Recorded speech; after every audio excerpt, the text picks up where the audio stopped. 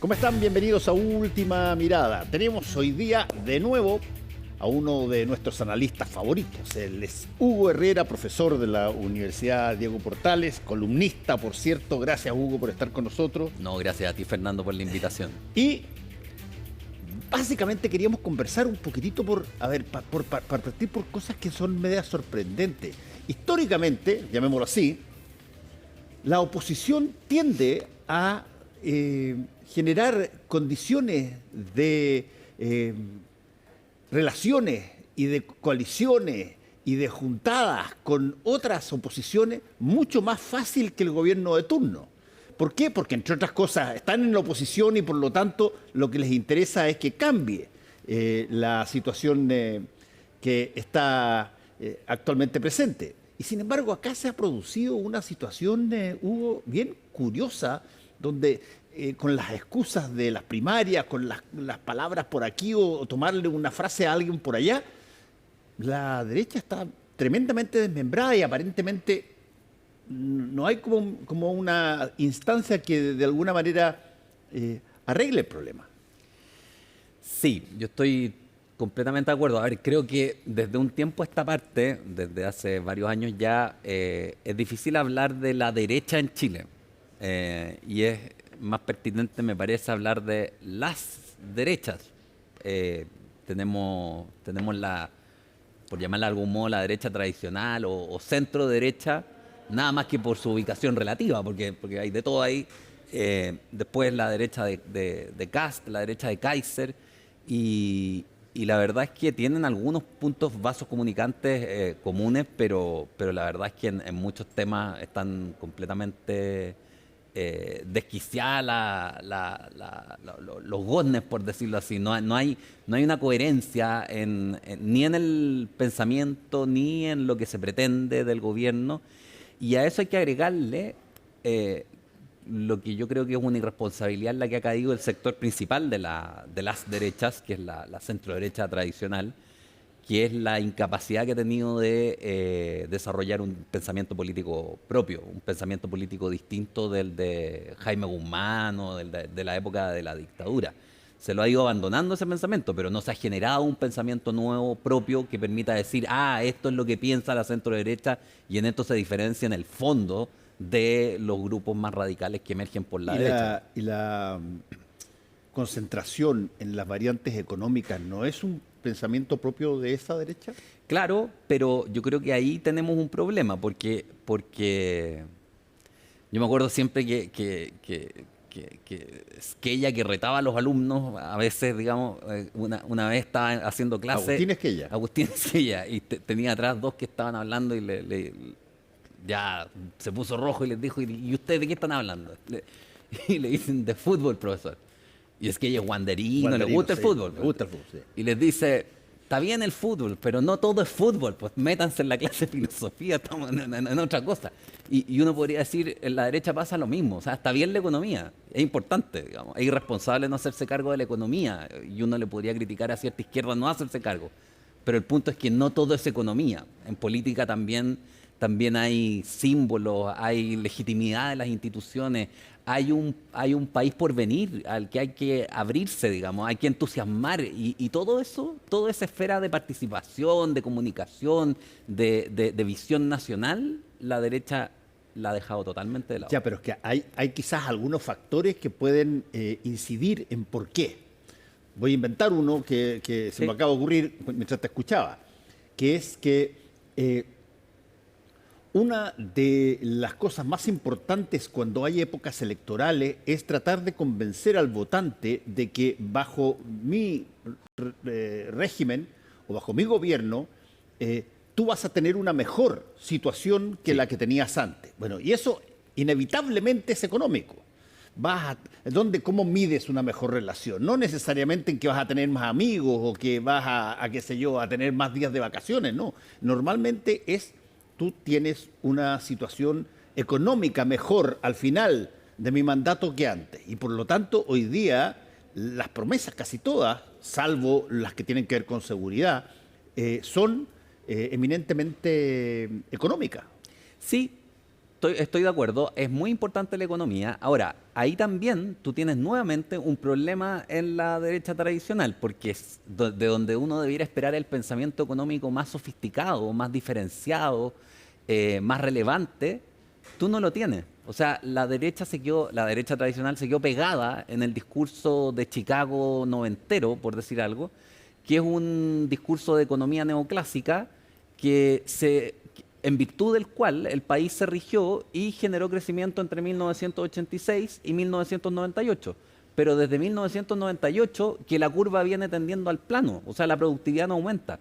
Y los factores de la productividad no tienen que ver con la economía neoclásica, tienen que ver con generar fomento a la inversión, generar fomento a la innovación, generar traspasos de recursos desde el Estado, desde bolsones, por ejemplo, que tienen materia de defensa o bolsones de recursos, digamos, para la investigación, para el desarrollo de una industria que tiene que dar un salto, porque actualmente tendríamos que trabajar los domingos para producir más, digamos, hay que ponerlo, por ponerlo claramente.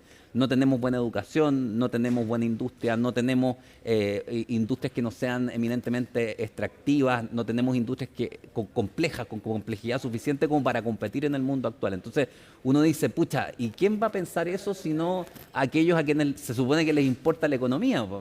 Yo creo que, o sea, por una parte, es una derecha muy economicista y segundo, es una derecha sin pensamiento económico integral, sin un pensamiento económico que mire al ser humano y a la productividad, más que simplemente el lucro y la ganancia, digamos. Ok, vamos a la otra variante o a la otra variable, más bien, que va a estar inevitablemente, y está ya, inevitablemente presente en épocas de elecciones, que uno le puede llamar de muchas maneras, yo la llamo el miedo, Sí.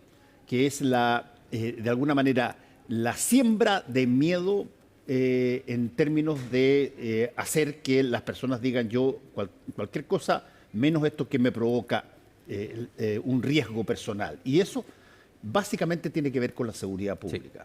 Sí. Y por cierto, a quien le toque el gobierno de turno y que tenga un problema de seguridad, independientemente si es de izquierda o de derecha, quien se opone a aquello, bueno, va a capitalizar o tratar de capitalizar la inseguridad sobre la base de votos. Sí.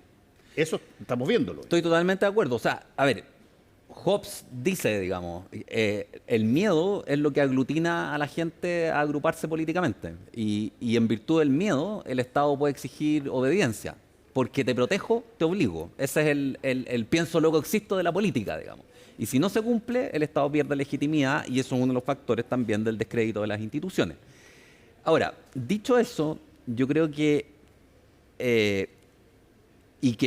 y dicho además que el gobierno no ha sido claro en el tema de la seguridad y la izquierda no ha tenido un discurso pertinente en materia de seguridad como sí lo tuvo en la época de la concertación, creo que aquí hay que pensar no solo en la seguridad como un asunto policial, sino que pensar en las condiciones de largo aliento en el país. O sea, por ejemplo, yo creo que hay un ejemplo que es bueno para ilustrar esto. En el caso de los liceos que otrora fueran emblemáticos y que hoy día son un espanto en términos de rendimiento académico, el asunto educativo ha perdido relevancia en pos del policial. O sea, hoy día, al parecer, en muchos establecimientos que otrora fueran de excelencia, más importante que lo que se enseña, cómo se enseña, cuándo se enseña y lo que aprenden los niños o los jóvenes es que no entren con armas, que no haya violencia contra los profesores o profesoras, que no haya violencia contra las compañeras, qué sé yo.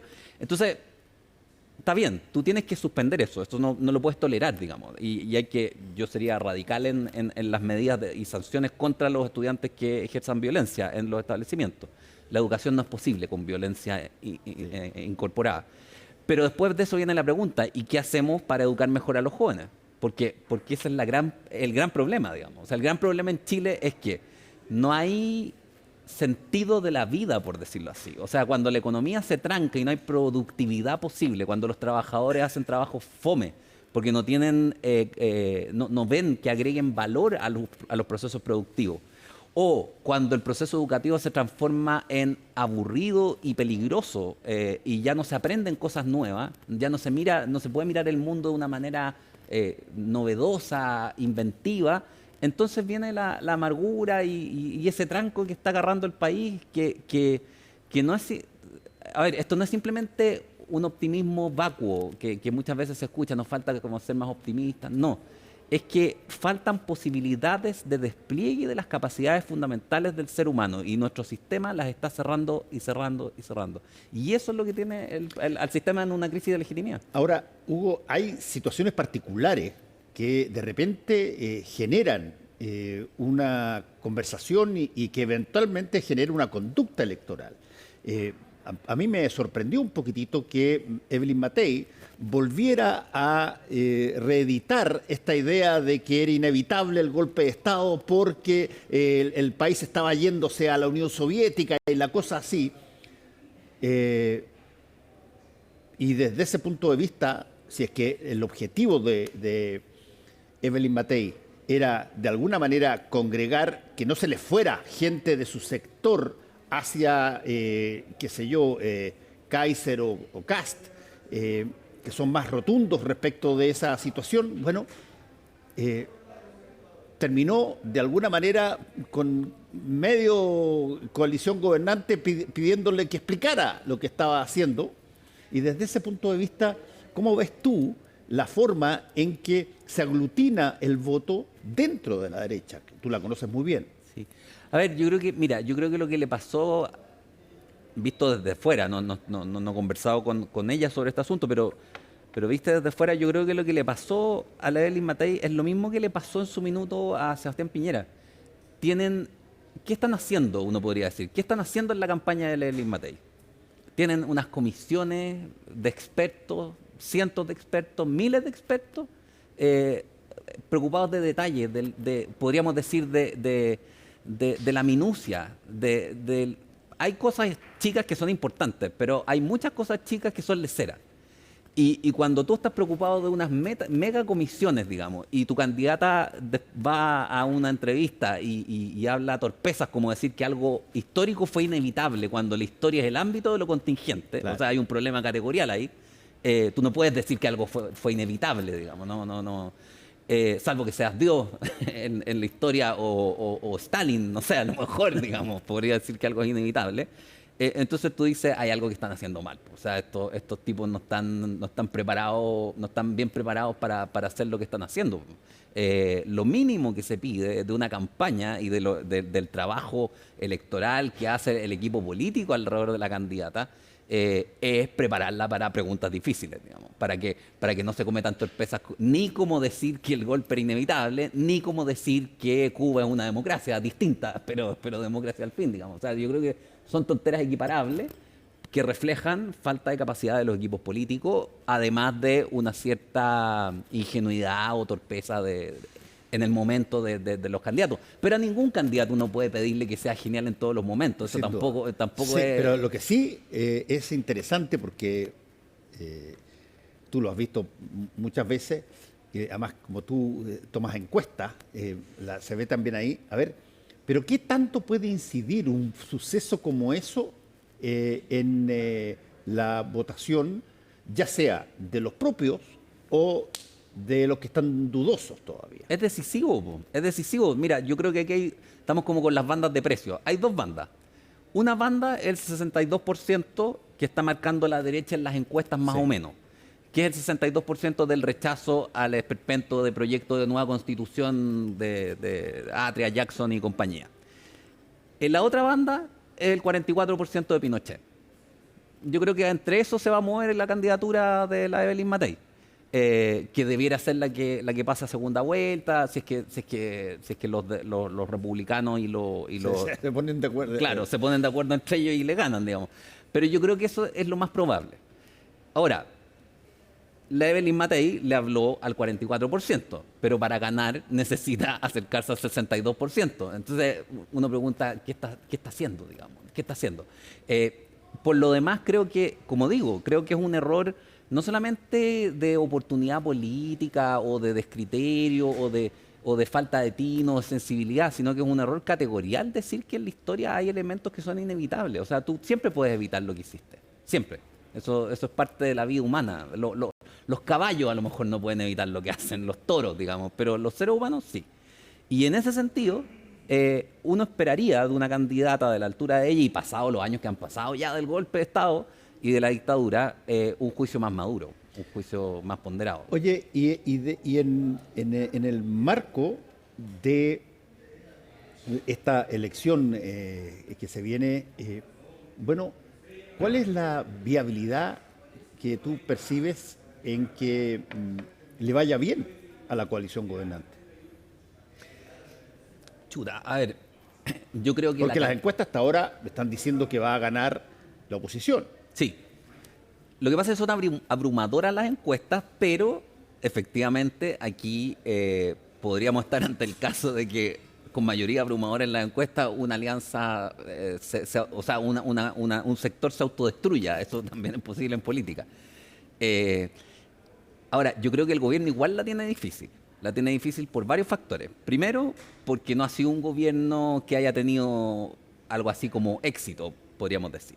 Es una generación cuyo mayor éxito es haber madurado un poquito, digamos, pero no mucho más que eso. Fracasó en la Constitución, el crecimiento está estancado, la seguridad es un desastre, el norte no se han superado los grandes problemas estructurales ni de productividad, ni del agua, ni de ninguno de los problemas que venían a solucionar estos jóvenes. Que ya no son tan jóvenes por lo demás y que las generaciones más chicas no son vistos como un referente. Eso es un fracaso descomunal. Pero además del fracaso del gobierno, yo creo que los candidatos que tienen no son fuertes. O sea, a la pobre Carolina Toá le han hecho lo imposible por torpedearla. El Partido Socialista de nuevo está haciendo exhibición de su capacidad de votar liderazgo. Y una candidata comunista puede estar inflada en el momento, pero además de que no tiene muchas luces en virtud de las declaraciones que le hemos escuchado, el Partido Comunista en Chile es el 5%. No, por eso están preocupados por la ley de reforma de los partidos políticos. Puede que en ciertos momentos le vaya mejor, pero históricamente, desde la nueva democracia en adelante, es eso más o menos lo que ha tenido. Y más o menos como exactamente lo mismo que tienen en Rusia hoy día. Claro. Que es una cosa que tú dices, pero no puedo creerlo, porque me lo dijo un día un señor en la calle, el otro día me dijo, usted ha dicho que en Rusia el Partido Comunista saca el 5 o 6% de los votos. Sí, me dije, pero si Rusia es comunista, porque todavía como que queda asociada históricamente a la Unión Soviética. Claro. Ya pasó eso. No, es decir, la relación entre Putin y Trump, mira tú, pues son claro, calzón.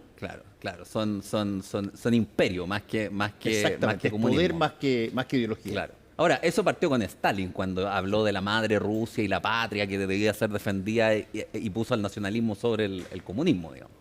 Pero estoy de acuerdo. Un 5%. Y después tú tienes a Winter, que tiene luz y se nota que tiene ganas de poner ideas nuevas en la discusión, pero que es una persona a la que le falta mucho todavía por madurar. O sea, está en una etapa, yo diría, incluso previa a la que estaba Boric al momento de entrar a la candidatura. Boric ya había firmado el acuerdo del 15 de noviembre.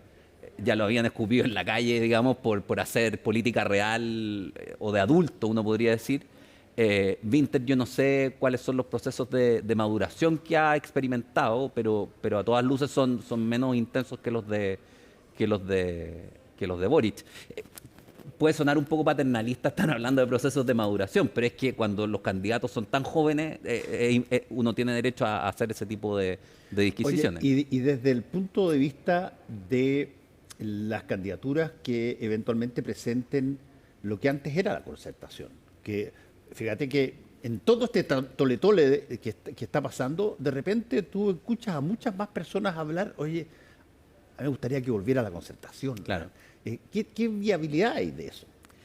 A ver, es que yo creo que ahí entramos al tema de fondo de la política chilena, porque tú en política hay dos extremos, uno podría decir. El el santo, el iluminado, el que cree que vino a cambiarlo todo y que da lo mismo que saque 10 votos, pero con su programa al tope y todas las banderas al tope, o sea, una extrema derecha o una extrema... Yo pensaba Kaiser y JJ, Jadwe Jackson, digamos, son como los símbolos de esas actitudes. O tú eres un cínico, el que está dispuesto a todo, a transarlo todo con tal de mantenerse en el poder, digamos así, qué sé yo.